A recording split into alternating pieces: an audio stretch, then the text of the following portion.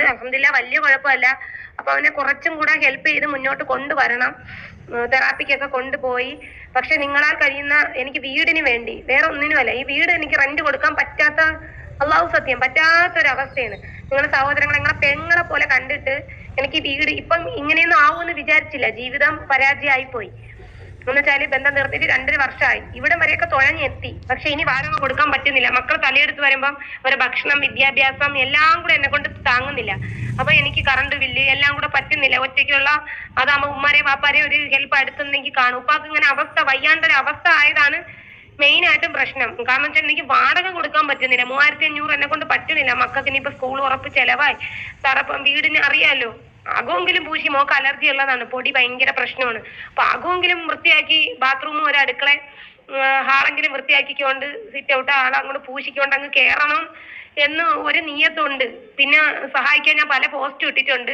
കുറച്ചു പേരൊക്കെ സഹായിക്കാന്ന് പറഞ്ഞതല്ലാതെ സഹായിച്ചിട്ടില്ല. അപ്പൊ നിങ്ങളെ സഹായം വേണം. കാരണം വെച്ചാല് പറയാൻ വേറെ ആരുമില്ല.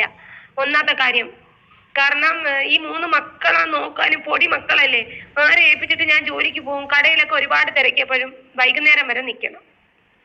മക്കൾക്ക് ഭക്ഷണം കൊടുക്കണം. മക്കൾക്ക് ബാക്കി കാര്യങ്ങൾ സ്വന്തമായിട്ട് ചെയ്യാറായിട്ടില്ല. പൊടി മക്കളാണ്. എനിക്കിപ്പോഴെന്ന് പറഞ്ഞാൽ നിങ്ങൾ ഒരു 100 രൂപയെ, ഒരു 10 രൂപ ആവട്ടെ, പല തുള്ളിയാകുമ്പോൾ പെരുവെള്ളം. നിങ്ങളെ സഹായം വേണം. നിങ്ങൾക്ക് എന്തുണ്ടെങ്കിലും എന്റെ ഫോൺ നമ്പറിൽ വിളിക്കാം. എന്റെ നാട്ടിൽ വന്ന് തിരക്കാം. ജമാഅത്തുമായിട്ട് ബന്ധപ്പെടാം.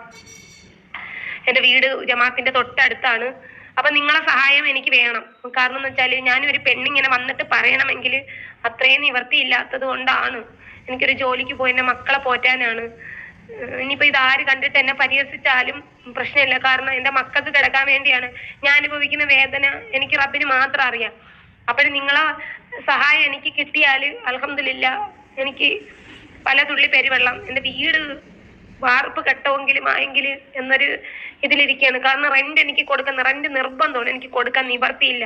ജോലിക്ക് പോകാൻ പറ്റുന്നില്ല. റബ്ബർ പാലെടുപ്പ് ഉള്ളപ്പോഴത്തേക്ക് ഓക്കെ, അരിയെല്ലാം ഉണ്ട്. പക്ഷെ ബാക്കി സക്കാത്ത് കിട്ടിയില്ലേ. ബാക്കി എല്ലാം എന്റെ മക്കളെ ഹോസ്പിറ്റൽ ചെലവ്, ബാക്കി കാര്യങ്ങൾ എല്ലാം വരുമ്പോഴത്തേക്ക് എനിക്ക് താങ്ങുന്നില്ല. ജോലിക്ക് പോകാൻ മെയിൻ ആയിട്ട് ഇവരെ നോക്കാൻ ആരുമില്ല. നമുക്ക് കടയിലൊന്നും കൊണ്ട് കൊച്ചുമക്കളെയും കൊണ്ട് നിൽക്കാൻ പറ്റൂല. അവരെ ശ്രദ്ധിക്കാനും പറ്റൂല. പിന്നെ അവർക്ക് അത് വേണം ഇത് വേണോ എന്നൊക്കെ പറയും. കൂടുതലും നമുക്ക് ബേക്കറി അങ്ങനെയുള്ള കടകളിലേ കയറാൻ പറ്റൂ. നിങ്ങളെനിക്ക് വീട് വെക്കാനായിട്ട് ഞാൻ സഹോദരങ്ങളുടെ അടുത്ത് പറയുന്നത്, കാല് പിടിച്ചിട്ട് പറയുന്നു, എന്നെ സഹായിക്കണം. നിങ്ങളെ കാര്യം വേണ്ടേ? ആദ്യം നിങ്ങളൊക്കെ സ്വന്തമായിട്ടില്ലേ 3-4 എണ്ണം അങ്ങനെ ഒരുമിച്ച് ഗ്യാങ്ങായിട്ട് നിൽക്കുന്ന നടക്കല്ല. ഞാൻ കാണിച്ചു തരാം എന്താണ് ജീവിതം എന്ന്. ഞാൻ കാണിച്ചു തരാം. എന്റെ ഈ നഷ്ടം ഉണ്ടല്ലോ, ഈ വീഡിയോസ് ഒന്നും പക്കിന്റെ പോയിട്ട് വീഡിയോസ് ഒന്നും ഞാൻ ഡിലീറ്റ് ചെയ്യൂല. ഇതിന്റെ ഭവിഷ്യത്ത് അനുഭവിക്കുന്ന ആരാണെന്ന് ഓർത്തോണം. എന്നിട്ട് ഈ സകല എവിഡൻസും കോടതി പേപ്പറും ഫയലും ഫുൾ ആയിട്ട് ഞാൻ ചെയ്യുന്നുണ്ട്. ഇൻഷാല്ലാ നിസാർ വക്കീൽ, ശ്രീജ വക്കീൽ ആയിട്ട് വീഡിയോ ഞാൻ ചെയ്യുന്നുണ്ട്. ഇൻഷാല്ലാ ബാക്കി എപ്പോഴും കാണാം നമുക്ക്. ഇനി എന്നെ മസൂറ ഫാത്തിമ എന്ന് പറഞ്ഞിട്ട് വന്നിട്ടുണ്ടെങ്കിൽ വല്ലാഹി സത്യം ഞാനുണ്ടല്ലേ നിയമപരമായിട്ട് മുന്നോട്ട് പോകാൻ തയ്യാറാണ്. ഇനി എനിക്ക് ജീവിക്കണം ഈ സമൂഹത്തിൽ. കുറെ ഞാൻ കേട്ട്, എന്റെ മക്കൾ സ്കൂളിൽ പഠിച്ചപ്പോഴത്തേക്ക് അവിടെയും കുറെ ഉണ്ടായിരുന്നു. അതെല്ലാം കേട്ട് ഇനി എനിക്ക് പൂശിക്ക് പറയാൻ എനിക്ക് പറ്റില്ല. എനിക്ക് വീടായതാണ് കുറ്റം. എനിക്ക് നാട്ടിൽ നിങ്ങൾ ഈ പറഞ്ഞു എല്ലാ സാധനങ്ങളും എനിക്ക് റമളാനായാലും ഇന്നേക്കല്ല ഈ 3.5 വർഷം കൊണ്ട് കിട്ടണ്. നിങ്ങൾക്ക് തടയാൻ പറ്റുന്ന നിങ്ങൾ തടയി. ബാക്കിയില്ലേ ഒരു നിലയ്ക്ക് ഞാൻ ക്ഷമിച്ച് എല്ലാവരും പറയണ കേട്ട് ക്ഷമിച്ച്. എനിക്കിനി ക്ഷമിക്കാൻ പറ്റണില്ല. നഷ്ടപരിഹാരം അത് ഇത് പിന്നെ നഷ്ടപരിഹാരം എന്നിട്ട് പറഞ്ഞിട്ടില്ല. എഗ്രിമെന്റ് സൈൻ ചെയ്തിട്ട് അവരെ മക്കളെ ഞാൻ പ്രസവിച്ചത്. നഷ്ടപരിഹാരം 75,000 രൂപ തന്നതിലാണ് നഷ്ടപരിഹാരം. വേടിച്ച പൈസയാണ് എന്റെ വേടിച്ച പൈസ. അതുകൊണ്ടിട്ടില്ലേ ഞാനേ വെറും വണ്ടിയല്ല, വണ്ടിയും കാര്യങ്ങളും ഒന്നും വണ്ടിയൊന്നും അല്ല. വക്കീൽ അവിടെ ഇരിപ്പുണ്ട്, 2 വക്കീലും അവിടെയാണ്. വേഷങ്ങൾ ജന്മങ്ങൾ വേഷം മാറാ നിമിഷങ്ങൾ ഞാൻ മറിഞ്ഞോണ്ടാടുകയാണ് ജീവിത വേഷം. വേഷങ്ങൾ ജന്മങ്ങൾ വേഷം മാറാം നിമിഷങ്ങൾ ഞാൻ മറിഞ്ഞോണ്ടാടുകയാണ് ജീവിത വേഷം.